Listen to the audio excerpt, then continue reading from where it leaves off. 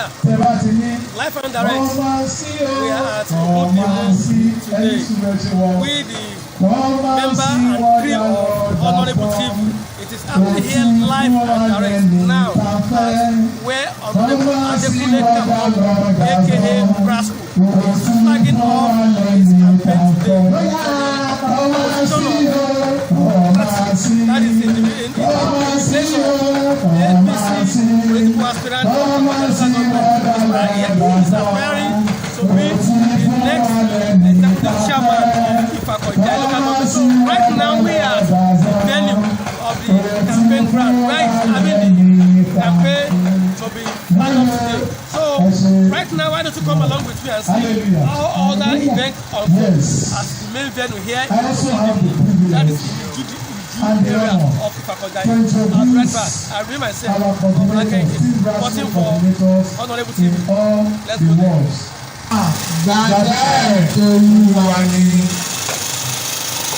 Let me start from what Bàbá Tolúwa ni. Orílẹ̀-èdè lórí ẹ̀yìn o.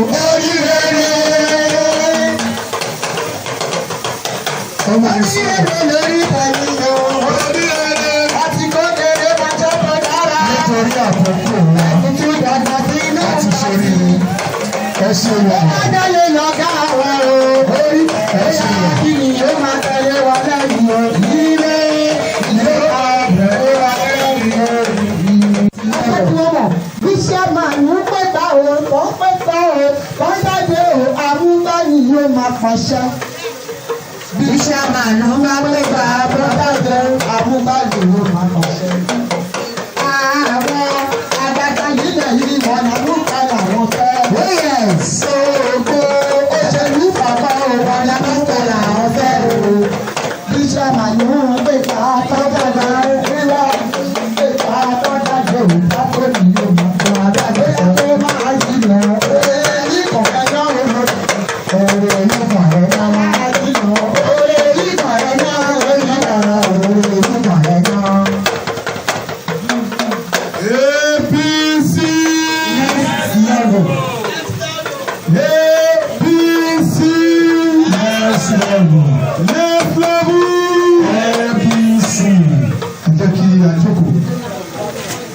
Let us be seated.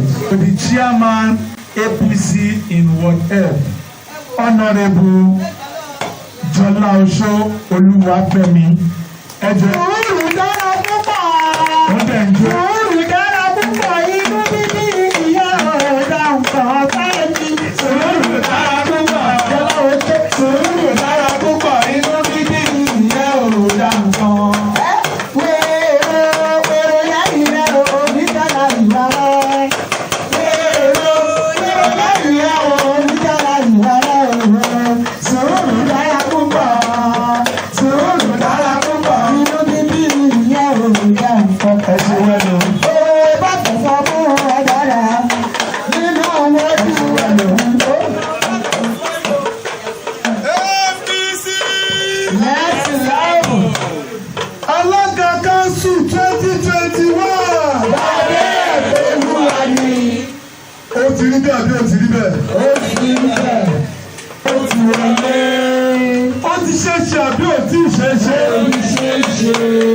Ní ọlá Olúwa.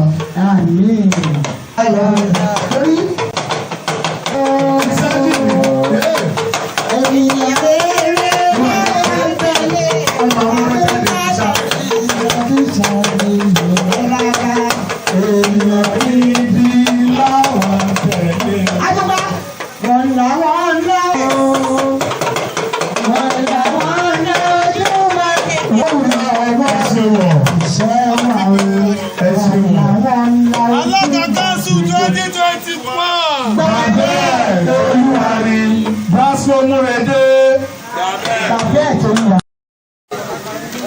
This slogan, maybe some of us will get it, if not all of us.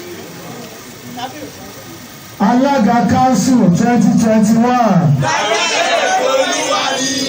Àṣẹ àwọn èèyàn já sí kìíní. Alága Council 2021.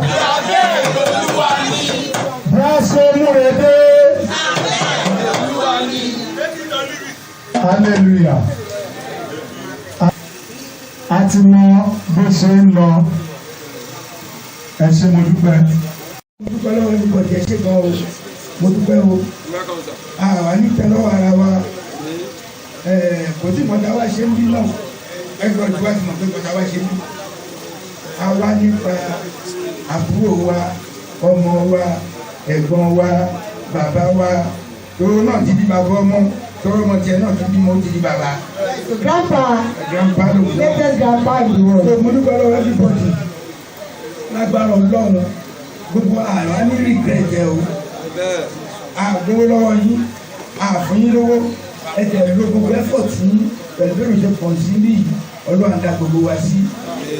Nǹkan mi sọmọ yín o. Àbí Jésù. Nǹkan mi sẹ́yìn náà. Àbí yàrá. Àbí sáwa náà. Àbí pípáyà. Àwa náà tá ilé ìlérí tá ń lọ lágbára gbogbo ala máa débẹ̀. Ẹnì kọ́kàn ò ní sọnù nínú wa.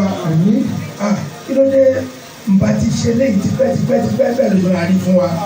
Akínú wa ṣe léyìí fún lágbára Ọlọ́run kò ní rí bẹ́ẹ̀ fún wa. Kí má bàa gba àsìkò wa.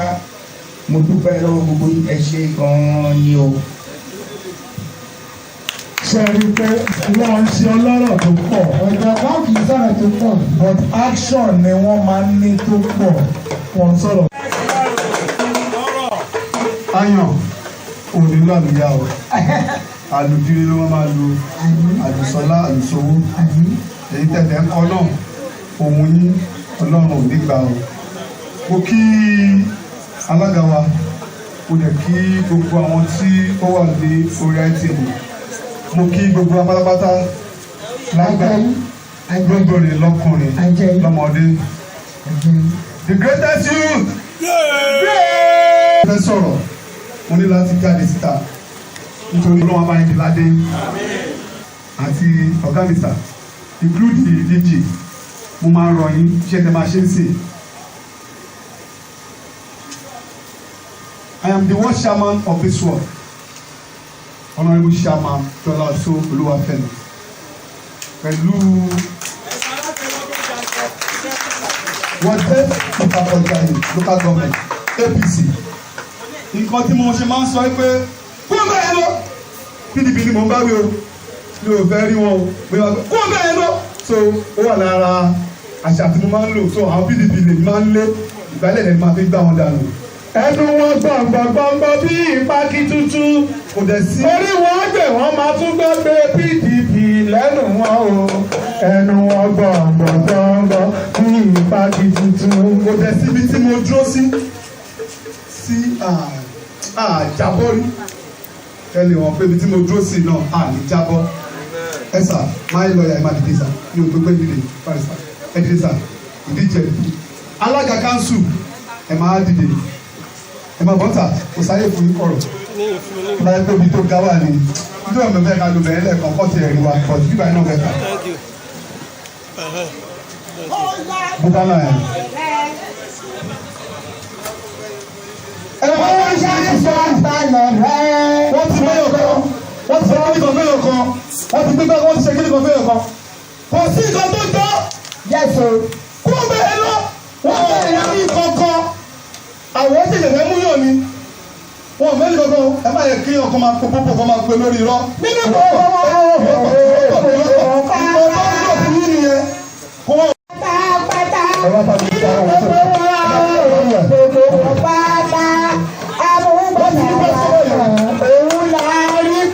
ṣé àwọn pẹ́sọ́ àbí àti ìmú ọba yìí? Ṣé ti ní pẹ́sọ́ àbí àti ìmú ọba yìí? Ẹlọ́dẹ̀ Jésù 2021! Ẹlọ́dẹ̀ Jésù 2021! Ẹlọ́dẹ̀ Jésù 2021! Aṣíwájú ti ẹgbẹ́ ti wọ́n dé sí ní ìfàkọ́tẹ́ tí àwọn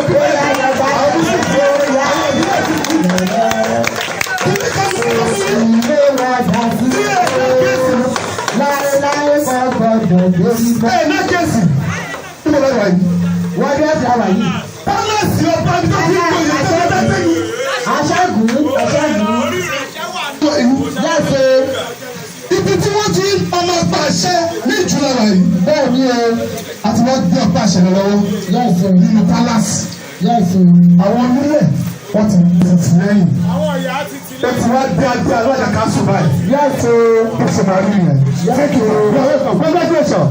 Congratulations sir. Congratulations. Òkùnkùnṣú ìmọ̀lẹ̀ kan sí tán. Nípa tọ́jà yẹ éríà. Àdékùnlé ìmọ̀lẹ̀ náà tó tán. Òun lọ́lọ́run ìyá òun yìí. Ìrẹ́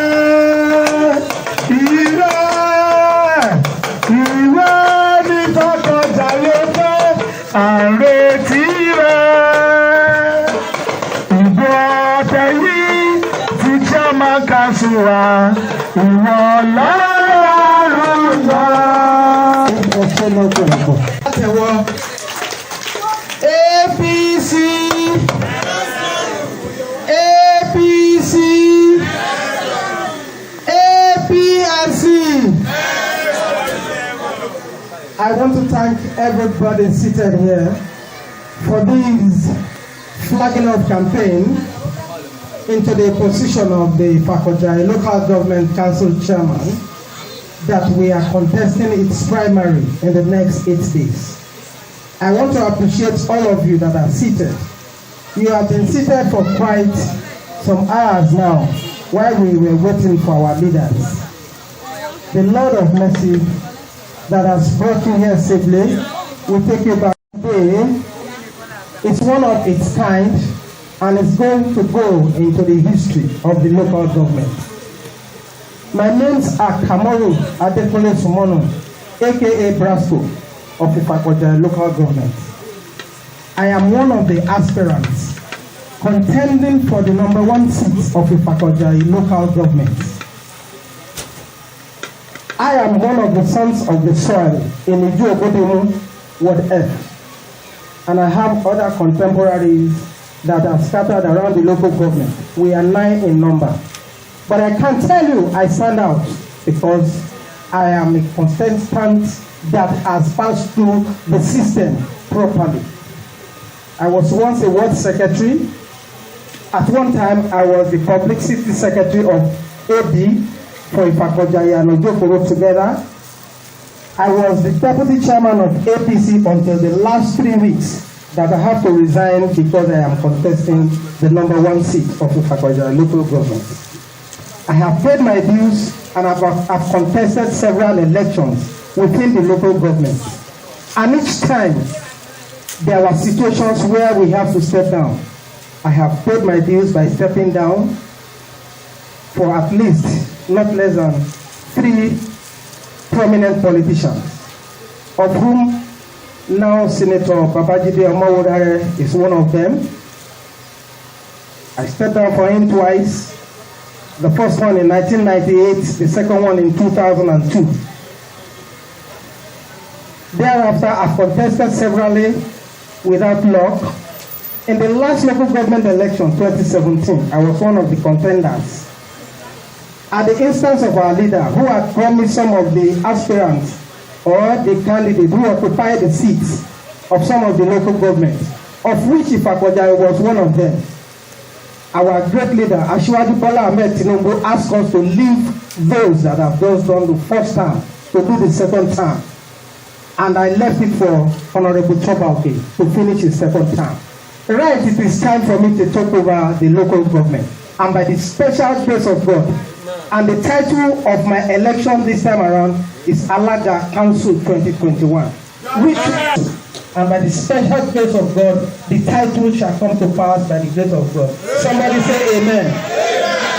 I am now telling you, ladies and gentlemen, and the good people of Ifakojai local government, I am going to bring the dividends of democracy down to your doorstep. Why am I even speaking English? Let me speak Yoruba. That is my dad's correction. Money Kamoru Adekunle Sumono lórúkọ mi. Mo jẹ́ ìkan lára àwọn ojúlówó ọmọ ní Ìjú Ògúndìmú Ward F Ifakojai local government. Mo ń díje ipò alága ìjọba ìbílẹ̀ Ifakojai. Àkòrí ìjáde mi fún ọdún tí a wà yìí fún alága ìjọba ìbílẹ̀ Ìfàkọ̀jàyè ní alága council 2021. a mú àkórí yẹn jáde láti ọ̀dọ̀ Ọlọ́run dẹ̀ fi ọwọ́ sí pé èmi ni máa di alága council Ìfàkọ̀jàyè local government. Somebody praise the Lord. Pẹ̀lú àṣẹ àti ìyọ̀ǹda àwọn alálẹ̀ àtàwọn tó ní Ìfàkọ̀jàyè. Mo gba àṣẹ látọ̀dọ̀ Ọlọ́run láti tẹ̀síwájú nínú ìrìn àjò náà.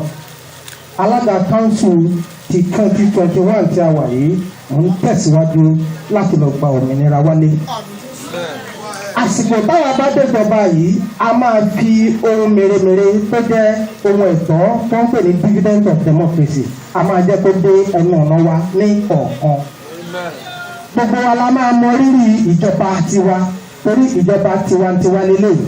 Ìjọba tó yẹ kó súnmọ́ aráàlú tó yẹ kó mọ ìṣòro wọn kó dẹ̀ máa bá wọn tọ́ ìṣòro wọn òun ni ìjọba yìí bẹ́ẹ̀ la dẹ̀ ṣe máa ṣe ẹ jọ ẹ pàtẹ́wọ́ rẹ.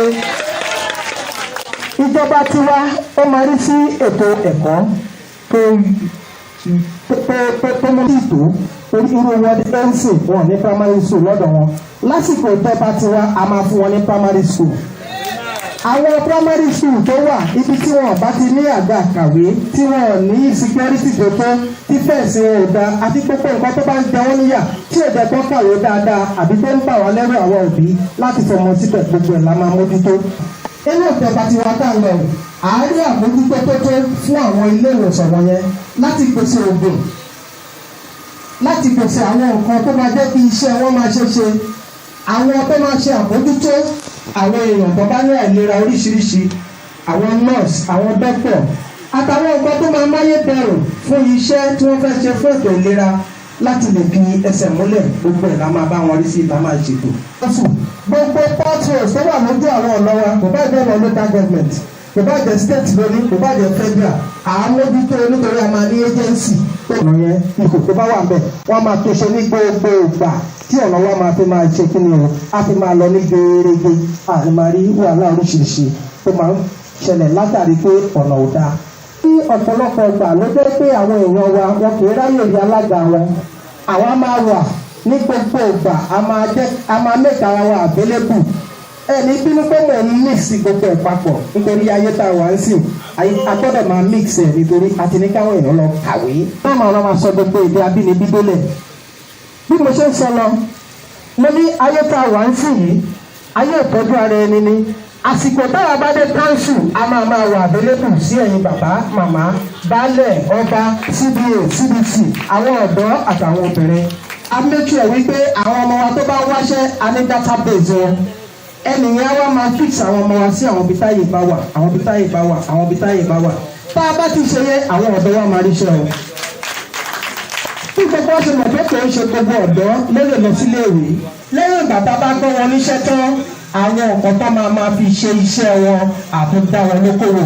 ọ̀yá wa lọ́tún lọ́sì gbogbo wa la mọ̀ pé ọ̀pọ̀lọpọ̀ wọn ló láìpẹ́ òwò àwọn lọ́dẹ̀ pọ̀jù lágbó òṣèlú ọ̀pọ̀lọpọ̀ ọgbà ni wọ́n máa ń ní complain àwọn obìnrin ẹgbẹ́ ṣe fáwọn obìnrin èmi àti yín gbọdọ̀ mọ̀ pé wọ́n ti fàyè lẹ̀ fáwọn obìnrin ní council torí ẹ̀ náà ṣe ní supervisor for WAPA iṣẹ́ tó bá yẹ ká bá wọn ṣe à lè bá wọn ṣe láti bẹ̀rẹ̀ ẹ̀tọ́ ọmọdé ọ̀dọ̀ àwa obìnrin ṣẹ́rí ọ̀pọ̀lọpọ̀ nǹkan la nílẹ̀ tá a fẹ́ ṣe nítorí pé a ti pẹ́ nínú agbo òṣèlú yìí gbogbo ìwọ̀n yẹn ti kún àwọn ẹ̀kọ́ tá a ti ní èmi kọ́ ni máa dá ṣe èmi àti yín là máa ṣe nítorí pé ọ̀pọ̀lọpọ̀ àwọn tó yẹ kó wà ní ìjọba wọ́n lè mú ayé dẹrùn nítorí alága nìkan ò lè dá ṣe ó ń láti ṣiṣẹ́ pẹ̀lú àwọn tó jẹ́ ọmọ ẹgbẹ́. mo nígbàgbọ́ tó lágbára náà èmi lè máa dé adé náà fún ní ọdún 29 of May 2021 ẹ ṣe adépẹ́ lọ́pọ̀lọpọ̀ thank you very much. ọmọdé mi fẹ́ sọ bébí ṣe wáyà kan níwọ̀lù tiwa opó generally ọ̀kà mọ̀kọ́tọ́kà wọ́n máa bá wa tọ́jú àwọn opó fẹ́ specially torí pé kò sí ọkọ̀ fún wa kò tó lùrànlọ́wọ́ ọlọ́run lọ́ba ti tọ́jú opó ìyẹn lọ́ba wọ́n gbogbo kọ́tọ́lẹ̀ sọ yìí wọ́n bá wa mú wọ́n máa gbọ́ information lọ́tún lọ́sì information mi wà tẹ́kọ̀ àwọn tó bá wa ṣe ẹgbẹ́ yìí àwọn ló ń jẹ́ jù àwọn àtàtì ṣe látọ̀júmọ́jú àárí kankan a máa gbọ́ ní àárí nítorí ẹ̀ kọ́ bá wa fi sọ́kàn o tó ń dèmi nìyẹn. Ọlọ́run á ràn yín lọ́wọ́ ẹ̀ lè débẹ̀. Ṣùgbọ́n nǹkan tèmi fẹ́ sọ fún àwọn tí ò tí ì ṣe membership card ó sì wà láàrin ìlú bóyá ẹ máa bá wa ṣètò ìkódi ṣíṣe. Láti wọ̀dọ̀ ẹ̀ so mo kí alága àti gbogbo ilé gbọ́dọ̀ kàn fẹ́ mú wá sí àkíyèsí ìjókòó ilé pé àwọn mi kí a create group fún àwọn information tó fẹ́ tá a bá ń rí so láti group míì láti máa forward rẹ̀ sí group ti alága council 2021 so ìkọ́tẹ́ mi nínú. APC next level inú mi dùn sí àwọn ìbéèrè tí wọ́n béèrè yẹn. Àkọ́kọ́ ìbéèrè wọn ni wípé nígbà tí mo ń sọ̀rọ̀ mi ò sọ̀rọ̀ nípa àwọn opó. Mo sọ̀rọ̀ nípa opó àfọkànsí ni. Ibo ni mo ti sọ̀rọ̀ nípa opó? Mo ní ọ̀rọ̀ àwa obìnrin. Ọkùnrin ò kì í mọ̀ ọ̀hún sábà pọkùnrin lóko. Obìnrin náà máa ń pè lóko.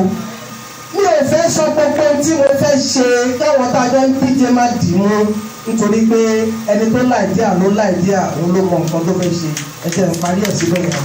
Kí ẹ jẹ́ èmi èjì membership card ṣe rí àsìkò tá a wà yìí wọn ò lè kọ membership card ìta máa ń fi membership card ṣe la fẹ́ ṣètò ẹ̀ lọ́sẹ̀ tó ń bọ̀ tá a bá ń kọ membership card lásìkò yìí jìbìtì nìyẹn. Ṣùgbọ́n bàtà bá di ìbò primaries kan tá a mú alága council débẹ̀ lórúkọ Jésù à sọ fáwọn tó ń di ẹgbẹ́ mú pé àwọn wọ́ọ̀dù tí wọ́n ti rẹ́gísítà tán tára wọn ọmọ ẹgbẹ́ tó fẹ́ rẹ́gísítà ẹ̀ fún wọn láyé.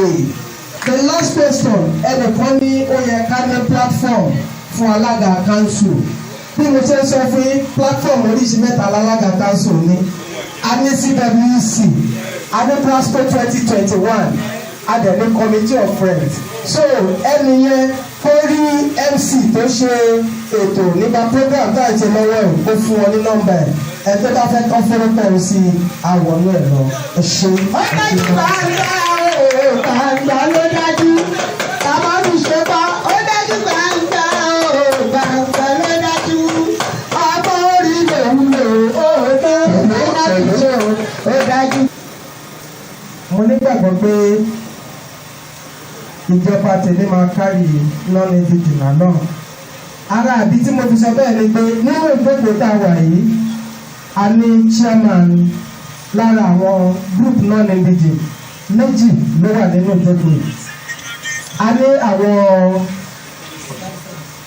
Kogi stand up let us see you. Tẹ̀tẹ̀rẹ̀ ara àwọn non-indigenous tó wà lára àwọn ilé ìdára bí bẹ́ẹ̀ ni ṣẹ́tìrì adọ́dọ́ ń ṣe ni ṣe tó ń ṣe yẹn definitely nínú ìjọba náà agbọ̀mọdé please sit down. Bá tó wò ó a tún ní àwọn non-indigenous lébi àwọn title tí wọ́n ní concerned citizens led by Baba Basi ṣẹ́tìrì Baba Basi wà bí àwọn èèyàn tó kù ló wà bí. So láti carry out pẹ̀lú àwọn non-indigenous college àǹfààní nígbà tá a bá dé ìjọba àti dandan papọ̀ ń sìn tàti dandan ń ṣiṣẹ́ pọ̀ ó di dandan wọ́n jèrè nínú ìjọba. Ẹ má jẹ́ kí wọ́n lẹ́rù bẹ́ẹ̀ nìkan kan ẹ má yẹ kí ẹnìkan kan fi búrẹ́dì kó omi ọbẹ̀ ẹnìbọ̀dì jẹ àwọn ọ̀gá ṣe ló pọ̀ jù àwọn ti sọ pé lágbájá ni ká ṣe báyìí fún kò sẹ́ni tí ò ní sọ ọ̀gá ṣe ni sẹ́yìn lè lọ bí ẹni ẹ pé ẹgbọ́n sẹ́yìn lẹ́ni pé kẹ́ni wàá gba owó lọ́wọ́ mi àbẹ́yìn lẹ́ni pé ẹ̀fà káfà ilé ìsílẹ̀ nítorí fàá tó fi ń gbé ìwà láti ta ṣáṣáṣá ìfàkọ̀jà ìnìkan náà ni wọ́n ṣe ń wò ní ìpínlẹ̀ náà ti ń ṣe gbogbo ilẹ̀ dẹ̀ ní káàdì lọ́wọ́ ẹ vibrant àtàrúgbó àti youth wọ́n gbogbo bí ṣe bá ń ṣe ń bì wọ́n tẹ́ ẹ̀ mọ́ iye ara yín lọ ẹ̀yin náà kú owó ìsílẹ̀ ìkan náà ẹ jẹ́ kó jẹ́ pé èèyàn tó jẹ́ láàrin yín tó ẹ pé tẹ́ ẹ bá wá lọ tẹ́ ẹ bá kànlẹ̀kùn ẹ̀ á ṣí bí òṣì ẹ̀ jálẹ̀kùn yẹn tẹ́ ẹ̀ bá dẹ̀ bá lọ́jọ́ méjì lọ́jọ́ mẹ́ta ẹ sì sọ pé a ṣe fún bàbá ẹ̀ wá mẹ́ níbi ẹ̀ wá mẹ́ ẹ̀ wá lọ níṣẹ́ tó a máa gùn ní lórí láti VGC tàbí lẹ́yìn ẹ̀ lè débẹ̀ tẹ bá ń kó àdá lọ ẹ má tẹ̀ fún ọkọ lọ tẹ bá tó mẹ́wàá tẹ bá ti lọ lásán ọlọ́pàá ti dá yín dúró lọ́nà pé kò lẹ́yìn mẹ́wàá lọ. ẹni tó nílùú ń dùn tẹ tó wà ní ìpapọ̀ yín tó jẹ́ pé ẹnu aka tẹ́lẹ̀ ò bá ká ẹ mọ́ tẹ̀lé ṣe fún ẹ̀yin náà ẹ̀dìbò fún. tẹ bá yẹ ìdìbò tán ẹ̀yin náà kẹ bọ́ ti máa ń sọ wọ́n ní kẹ defend vote kẹ bá dìbò tẹ jẹ́ gbogbo ẹ̀ ọmọ tó ṣẹlẹ̀ ń bẹ̀ ẹ má sọ pé alágbádá náà ní àdì fún tẹ bá dẹ̀ dì fún ẹ tẹ fẹ́ dì fún ẹ dúró tì ẹ ṣe follow up. ẹ dúró tì í tó tọ́ bá kó panadol dé ata ice cream ó tún dọdún kẹrin kẹ tó tún rí wọn sọ ẹ jẹ́ ká yára wa ní. APC next level. A B and C. next level. Inú mi dùn gidigidi nítorí pé àbúrò wa ni Amúgbá Kamoru and tí èèyàn wa bá jáde láti ọ̀dọ̀ wa bí báyìí kò sọgbọ́n tó fẹ́ kò sí game tó fẹ́ play nítorí pé ilé làbọ̀ sí ní oko tó mọ́ bẹ ẹ̀yin àbúrò ẹ̀yin ẹ̀gbọ́n ẹ̀yin ìyá wa kẹ́dúró ti Amúgbá lágbára ọlọ́run agbèdé ilẹ̀ ìlérí gbogbo nǹkan tó ń sọ èmi ra tán fóònù mi mo ti rìkọ́ọ̀dù gbogbo nǹkan tá à ń ṣe léèdì mo kọ́ra gbogbo ohun yẹn ló ń gbé tó bá ti dọjọ́ náà lọ́hùn ayé màá sọ pé ọ̀gbẹ́ni kan báyìí lẹ́sọ̀ kan báyìí lẹ́sọ̀ kan báyìí lẹ́sọ̀ ṣùgbọ́n lágbára ọlọ́run tó lọ́jọ́ èmi àtàwọn alálẹ̀ àti tó jìde ọlọ́run á wà pẹ̀lú gbogbo wa ọlọ́run á mọ ẹ̀dí rẹ̀ léwu owó rẹ̀ ní jọra ẹ lójú tó bá débẹ̀ bẹ́ẹ̀ ló máa rí lórúkọ tí kì í ṣe ìlú àwa. A, P, and C. next level. Alaga Council 2021. Well, I am only representing, but this is not the entire concerned citizen. The guy is brilliant. He is reliable. Yes, o àtẹ́wọ́. He's accountable. Àtẹ́wọ́. He's sociable. Ọwọ́ yín dàn. He's communicable. Ọwọ́ yín dàn And àtẹ́wọ́. obedient. Yes, o. When God has said yes. And we in the concerned citizen, we are out to support and encourage good governance. I believe from the transparency that I've seen in him, he is surely going to carry Ifakojaya to the next level. Yes. Do we agree that? Yes. If you agree, I believe you and I are going to do everything possible to make sure that come the day of the primary, if it is going to be by primary, we are going to vote. I believe we are going to see ourselves there. Amen. Concerned citizen is out to support good governance. And he is one of those I've recognized. And we are giving him 100% support. Yes, sir. You see that he excels. Yeah. APC. Nice. God see us through. Thank you. I understand Yoruba very well, but I cannot speak. That is the irony. When I speak, you'll be annoyed with me that I'm bastardizing your language. So I just want to say something. You see, by God's grace, I'm over 50 years. I'm even older than Abuba. The pain of Nigeria today, why we are not progressing in this country, is simple. Politics. And when it comes to politics, you handpick somebody, right, that cannot rule his family. You put him in an office to rule a community, a state, a local government, and a country. You will fail. That's why we are failing. I've known Abuba for some time now, just about 3 or 4 years I've been in this place.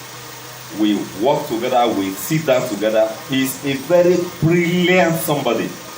He's a radical man.